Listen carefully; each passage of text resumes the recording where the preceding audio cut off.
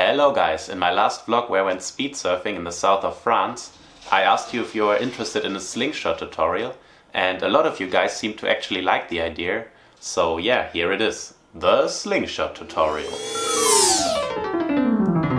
But before we dive deeper into the execution of the slingshot, let's first talk about what the purpose of the slingshot actually is. So in windsurfing in general, the fastest course is usually a course where you go super deep downwind. If you go half-wind, you are not nearly as fast as when you go super far downwind. So the best angle for speed surfing is, I would say, around 130 to 140 degrees. But the problem with that is obviously that on most spots, and especially natural spots, it will get super choppy and it will not be flat anymore. So the theoretically fastest course becomes more or less unsailable in these conditions. And this is also the reason why a man-made channel like the one we have in Lüderitz is so super fast, because there you can sail super far downwind. I think they have an angle of around 130 to 140 degrees depending on the day, but they don't have so much chop. They have a little bit of chop as well if you look closely in the videos from Lüderitz, but I think they even put stuff into the water that is supposed to flatten the water so that the chop doesn't get so big. But on natural spots you most of the time sail on a more or less square or slightly broad course, and you will need to do a slingshot, meaning you bear away from where you are speeding and go deeper and deeper, and by doing that you gain speed. Let's actually look at some examples where you can see exactly how much speed you can gain by using this technique. Alright, in this example you can see me speed surfing along the beach of La Franquise, and I'm cruising around here at around 70 to 71 kilometers an hour.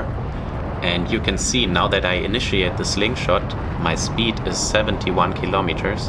And as I do the slingshot, it increases to 85. So I gained 14 kilometers an hour just by doing the slingshot, which equals to about 7 knots.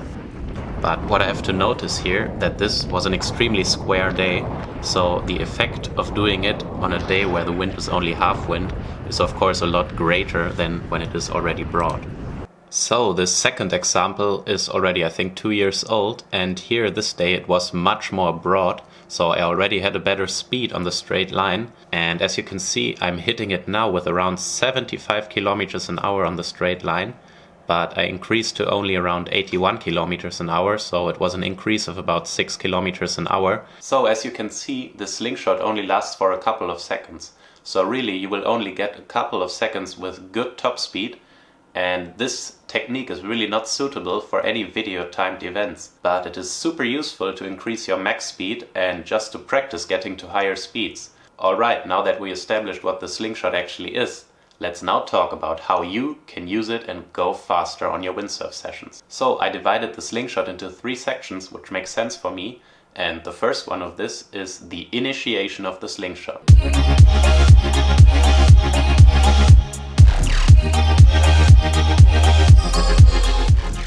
So let's assume you are sailing somewhere where you're sailing along a reef or a dam or a sandbank or really anything that provides flat water. And you are sailing on a straight line, which is what speed surfers do, right? And now the question is, when do you start to bear off into the slingshot? And what I see a lot of people doing, which is actually wrong in my opinion, is they bear off way too soon. They see a big gust hitting, and as soon as they reach the gust, they are going downwind, and I don't think this is necessarily the best way to make the most use of the slingshot. Because as we established earlier, you can gain a certain amount of speed, a few knots or a few kilometers by doing the slingshot. And now it really makes sense that you initiate the slingshot at the fastest point on your straight line and not as soon as the gust hits. So what I usually do now, and I had to learn this over the years, is to not bear off straight when you see the gust, but actually accelerate the gust along the beach for a while, and then as you hit your maximum speed on straight line, you want to bear off.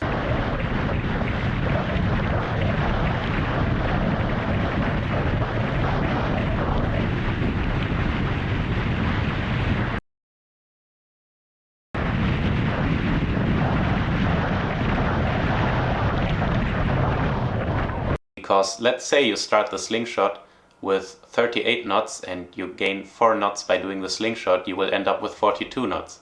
But now, as you use the gust a little bit along the beach before bearing off, you will start with maybe 40 or 42 knots and you will end up with 44 or even 46 knots in the max speed.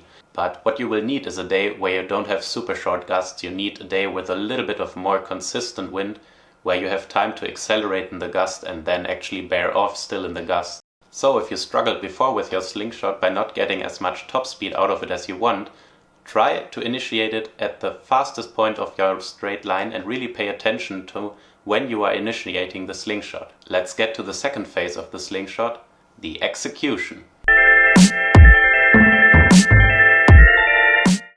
So how do I actually execute the slingshot?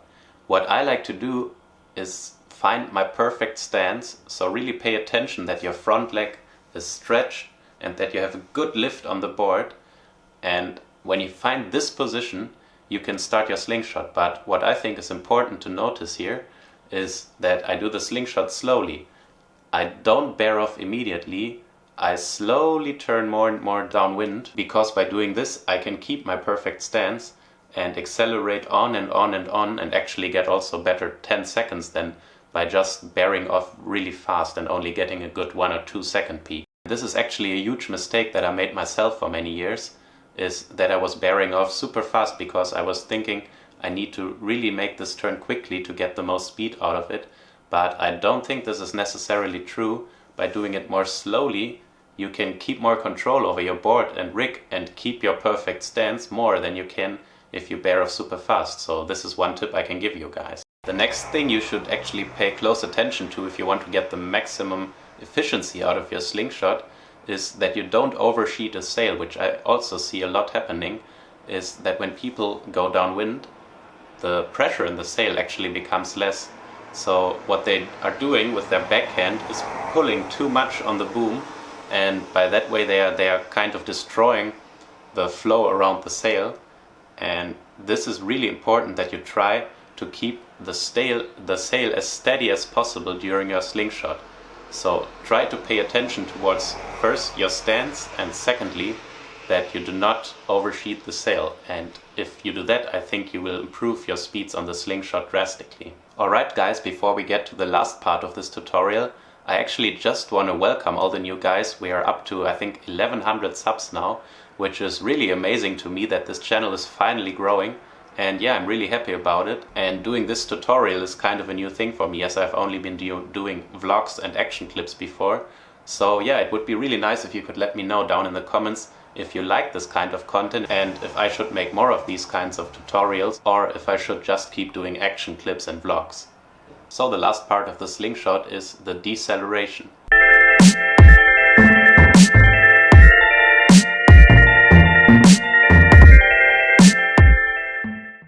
So imagine this, you did the slingshot, you started to bear off, and you're going deeper and deeper and further away from the thing that is creating the flat water, so the waves will naturally increase. So now you are faced with a situation that you're going deeper and deeper into the big waves with a super high speed. So guys, what you should not be doing immediately after you hit your top speed on the slingshot and want to go back upwind and sheet in, don't go upwind right after your top speed. By doing this, you will most likely not keep control over your board because the pressure is just too high and you will crash. Instead, what you should do is go deeper downwind, but open the sail and more or less let the board keep riding out and lose the speed while you are still going downwind. By doing this, you have a lot more control and can actually control the board while slowing down. Of course, you will go down deeper into the waves, which is mentally a little bit challenged because you want to get back to the shoreline as quick as possible to where you can stand or where the water is flatter again. But this is actually the wrong thing to do, and I've seen a lot of crashes happen because of this very thing. So if you look at the footage here, what I'm doing is I'm sheeting out of the harness lines and I open the sail, but I keep going deep downwind until I lose all the speed to more or less around 20 knots. And once I reach that speed, I can safely go back upwind and make the turn.